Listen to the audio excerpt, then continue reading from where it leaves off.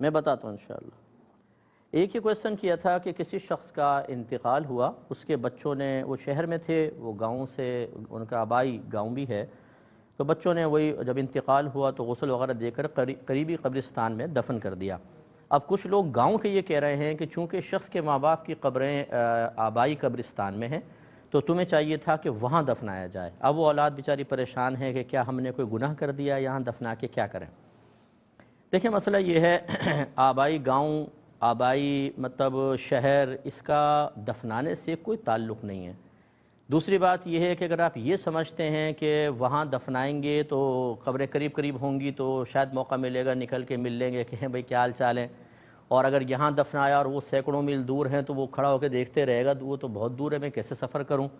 تو یعنی زندوں پر اس کو قیاس کر لینا، یہ بیچارے وہ لوگ مشورہ دے رہے ہوتے ہیں جن کو دین سے کوئی لگاؤ نہیں ہوتا، دین ان کے پاس ہوتا نہیں ہے، خاندانی باتیں، سنی سنائی باتوں پہ چل رہے ہوتے ہیں۔ اب ہم آپ کو دین بیان کرتے ہیں۔ دین یہ ہے کہ جب انسان کا انتقال ہو تو اس کو غسل اور کفن وغیرہ کرنے میں تیزی کی جائے۔ صحیح حدیثوں سے ثابت ہے، مسجد کی صفائی کرنے والا، ایک روایت میں مرد کا ذکر ہے، ایک روایت میں عورت کا ذکر ہے، ان کا رات میں انتقال ہوا، رات میں کفن دفن کر دیا گیا۔ صبح نبی کریم صلی اللہ علیہ وسلم کو پتہ چلا تو آپ نے فرمایا مجھے بتا دینا چاہیے تھا، پھر آپ ان کی قبر پہ تشریف لے گئے اور ان مسجد کی خدمت کے سلسلے میں ان کو کئی اعزازات سے نوازا۔ اسی طریقے سے عمر فاروق رضی اللہ تعالیٰ عنہ کے دور میں مشہور واقعہ ہے کہ وہ ایک عبادت گزار نوجوان کا رات میں انتقال ہوا، رات میں اس کو دفنا دیا گیا۔ خلاصہ کلام یہ ہے کہ جلدی دفنانا یہ ہوتا ہے افضل اور اولیٰ۔ دوسری بات یہ کہ قریب ترین قبرستان جو سب سے قریب ہے اس میں دفنائیں، اگر وہاں جگہ بالکل ٹھیک آپ کو مل گئی، تاکہ کیونکہ دفنانے میں جلدی، نبی کریم صلی اللہ علیہ وسلم نے ارشاد فرمایا کہ مردے کو دفنانے میں جلدی کرو۔ یہ جو باہر کے لوگ ہوتے ہیں، معذرت کے ساتھ برا نہ مانیں، ساری زندگی ماں باپ کی شکل نہیں دیکھیں گے، کبھی کبھار آ کے کریں گے، لیکن جب ماں باپ کا انتقال ہو جائے تو ان کے لیے دو دو دن تک ماں باپ کو فریز کر کے رکھنا یہ ضروری ہوتا ہے، کیونکہ اٹلی سے آ رہے ہیں صاحب، جرمنی سے آ رہے ہیں، یو کے سے آ رہے ہیں، یو ایس اے سے آ رہے ہیں، ان کو شکل دکھانی ہے، ماں باپ کو تکلیف پہنچے کوئی بات نہیں، ان کے لیے بہت بڑا اعزاز ہوگا،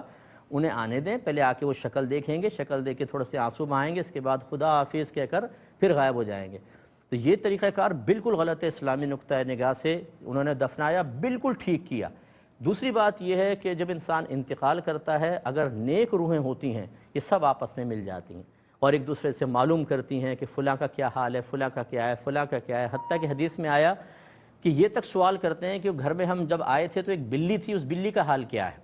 اور اس میں پھر بعض اوقات ایسا ہوتا ہے کہ ایک بتاتا ہے، وہ پوچھتے ہیں فلاں کا حال کیا ہے، وہ کہتا ہے وہ تو مر چکا، کہ تمہارے پاس نہیں پہنچا؟ وہ کہتے ہیں کہ نہیں ہمارے پاس تو نہیں آیا۔ وہ کہتے ہیں اچھا، اس کا مطلب ہے کہ اس کو عذاب ہو رہا ہے، یعنی روح کو مقید کر دیا گیا عذاب کی وجہ سے۔ تو خلاصہ کلام یہ ہے کہ یہ فاصلے کچھ بھی نہیں ہے مرنے کے بعد،